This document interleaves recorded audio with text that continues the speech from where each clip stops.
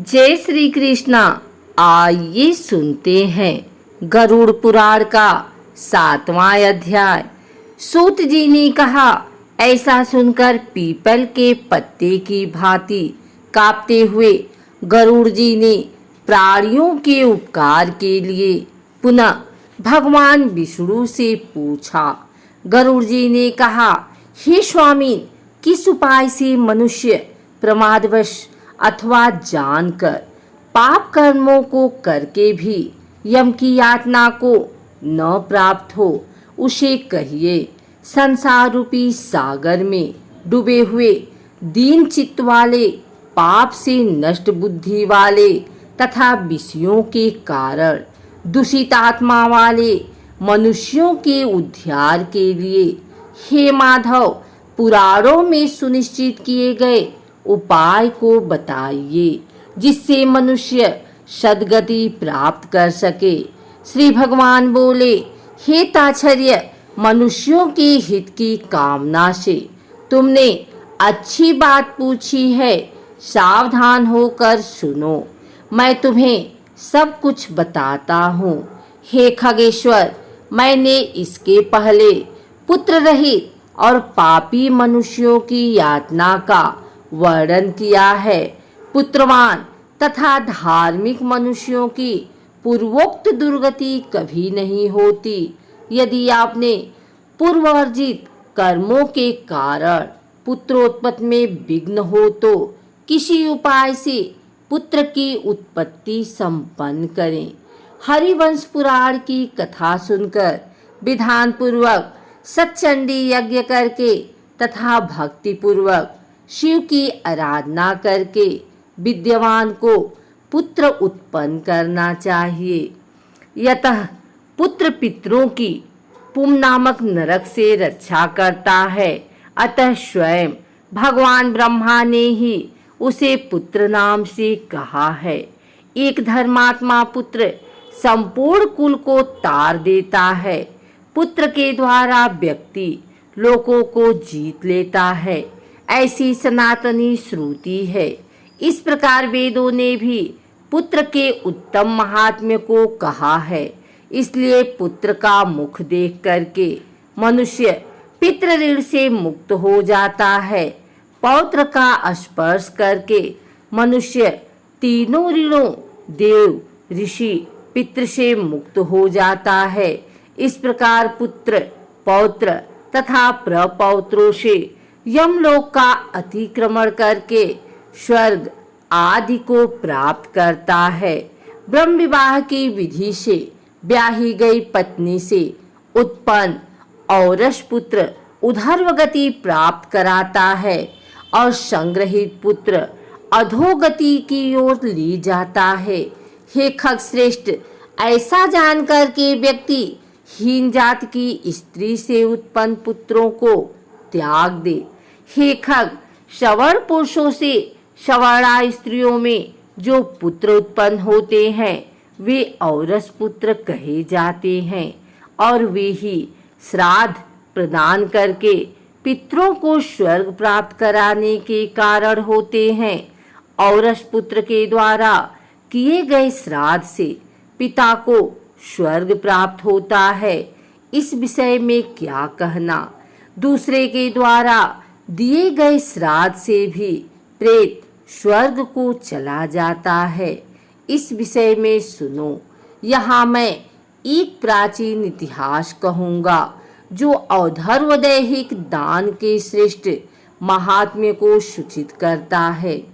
हे ताच्छर्य, पूर्व काल में त्रेता युग में महोदय नाम के रमणीय नगर में महाबलशाली और धर्मपरायण बब्रुवाहन नामक एक राजा रहता था।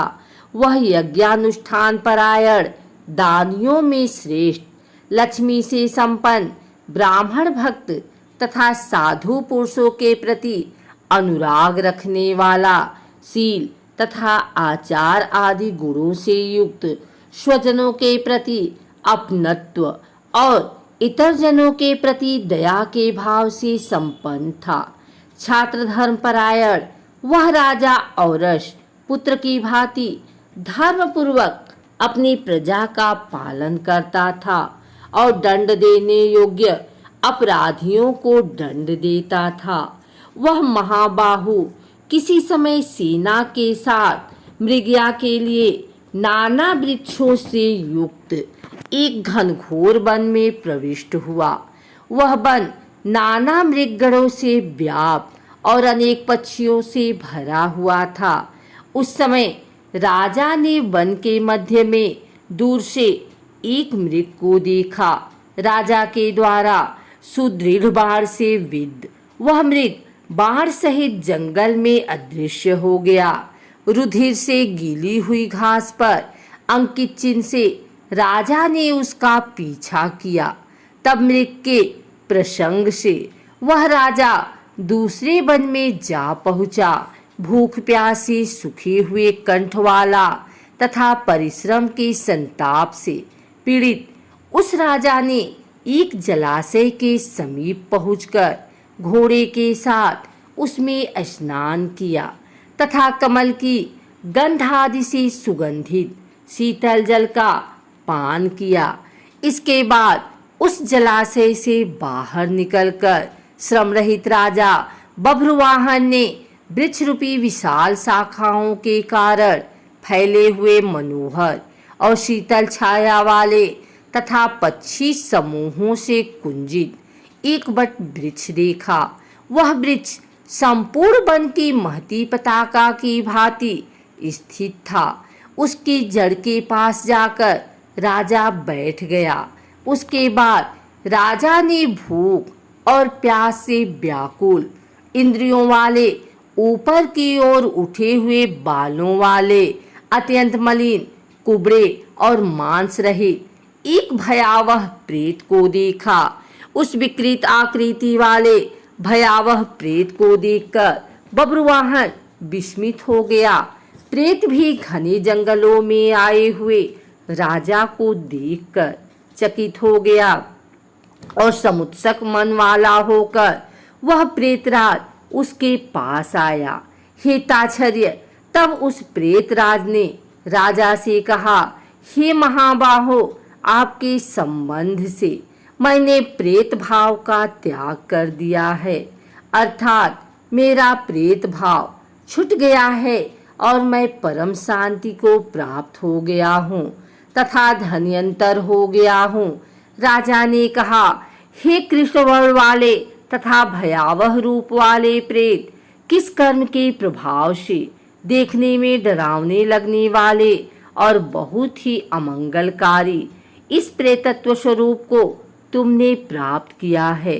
हे तात, अपने प्रेतत्व की प्राप्ति का सारा कारण बतलाओ।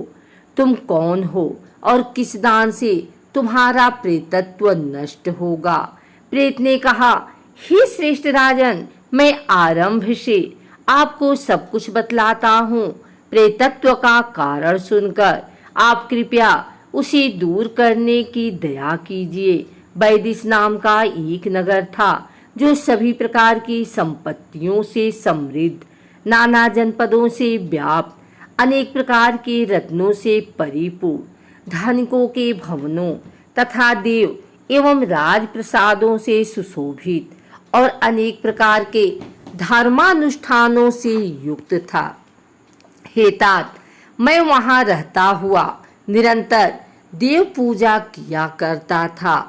आपको विदित होना चाहिए कि मैं वैश्य जाति में उत्पन्न हुआ और मेरा नाम सुदेव था। मैंने हव्य प्रदान करके देवताओं का तथा कव्य प्रदान करके पितरों का तर्पण किया। अनेक प्रकार के दानों से मैंने ब्राह्मणों को संतुष्ट किया था और अनेक बार दीन, अंधे एवं कृपण मनुष्यों को अन्न दिया था। किंतु हे राजन, मेरा यह सारा सत्कर्म मेरे दुर्दैव से निष्फल हो गया, जिस कारण मेरा सुकृत निष्फल हुआ। वह मैं आपको बताता हूँ। मुझे कोई संतान नहीं है, मेरा कोई सुहृद नहीं है, कोई बांधव नहीं है और न ऐसा कोई मित्र ही है जो मेरी और्ध्वोदय ही क्रिया करता। हे महाराज, मृत्यु के अनंतर जिस व्यक्ति के उद्देश्य से षोडश मासिक श्राद्ध नहीं दिए जाते, सैकड़ों श्राद्ध करने पर भी उसका प्रेतत्व सुस्थिर ही रहता है, अर्थात दूर नहीं होता। हे महाराज, आप मेरा औधर्वदैहिक कृत्य करके मेरा उद्धार कीजिए, क्योंकि इस लोक में राजा सभी वर्णों का बंधु कहा जाता है। इसलिए हे राजेंद्र, आप मेरा उद्धार कीजिए। मैं आपको मणि रत्न देता हूँ। हे वीर, यदि आप मेरा हित चाहते हैं तो जैसे मेरी सद्गति हो सके और मेरी प्रेत योनि से जैसे मुक्ति हो सके वैसा आप करें। भूख प्यास आदि दुखों के कारण यह प्रेत योनि मेरे लिए दुस्सह हो गई है। इस वन में सुंदर स्वाद वाले शीतल जल और फल विद्यमान हैं, फिर भी मैं भूख तथा प्यास से पीड़ित हूँ। मुझे जल व फल की प्राप्ति नहीं हो पाती।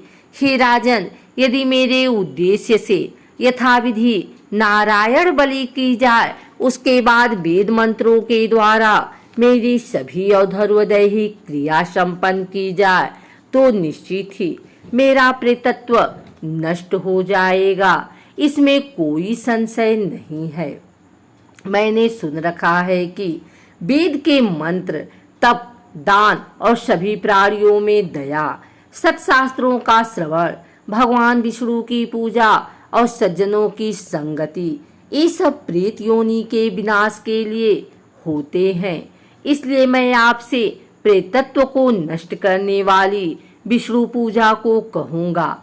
हे राजन, न्यायोपार्जित 2 स्वर्ण 32 मासा भार का सोना लेकर उससे नारायण की एक प्रतिमा बनवाएं, जिसे विविध पवित्र जलों से स्नान कराकर 2 पीले वस्त्रों से वेष्टित करके सभी अलंकारों से विभूषित कर अधिवासित करें। तदंतर उसका पूजन करें। उस प्रतिमा के पूर्व भाग में श्रीधर, दक्षिण में मधुसूदन, पश्चिम में वामन और उत्तर में गदाधर, मध्य में पितामह ब्रह्मा तथा महादेव शिव की स्थापना करके गंध पुष्पादि द्रव्यों के द्वारा विधि विधान से पृथक पृथक पूजन करें। उसके बाद प्रदक्षिणा करके अग्नि में हवन करके देवताओं को तृप्त करके घृत की दधि तथा दूध से विश्व देवों को तृप्त करें। तदंतर समाहित चित्त वाला यजमान स्नान करके नारायण के आगे विनीतात्मा होकर विधि पूर्वक मन में संकल्पित औधर्वदैहिक क्रिया का आरंभ करे। इसके बाद क्रोध तथा लोभ से रहित होकर शास्त्र विधि से सभी श्राद्धों को करे तथा वृत्तोत्सव करे। तदंतर ब्राह्मणों को 13 पद दान करे। फिर सैया दान देकर प्रेत के लिए घट का दान करे। राजा ने कहा, हे प्रेत, किस विधान से प्रेत घट का निर्माण करना चाहिए और किस विधान से उसका दान करना चाहिए? सभी प्राणियों के ऊपर अनुकंपा करने के हेतु प्रेतों को मुक्ति दिलाने वाला प्रेत घट दान के विषय में बताइए। प्रेत ने कहा, हे महाराज, आपके ठीक पूछा है। जिसके सुदृढ़ दान से प्रेतत्व नहीं होता है, उसे मैं कहता हूँ। आप ध्यान से सुने। प्रेत घट का दान सभी प्रकार के अमंगलों का विनाश करने वाला, सभी लोकों में दुर्लभ और दुर्गति को नष्ट करने वाला है। ब्रह्मा, शिव तथा विष्णु सहित लोकपालों युक्त तपाए हुए सोने का एक घट बनाकर उसे दूध, घी आदि से पूरा भरकर भक्तिपूर्वक प्रणाम करके ब्राह्मण को दान करें। इसके अतिरिक्त तुम्हें अन्य सैकड़ों दानों को देने की क्या आवश्यकता? हे राजन, उस घट के मध्य में ब्रह्मा, विष्णु तथा कल्याण करने वाले अविनाशी शंकर की स्थापना करें एवं घट के कंठ में पूर्व आदि दिशाओं में क्रमशः लोकपालों का आवाहन करके उनकी धूप, पुष्प, चंदन आदि से विधिवत पूजा करके दूध और घी के साथ उस हिरण्यमय घट का ब्राह्मण को दान करना चाहिए।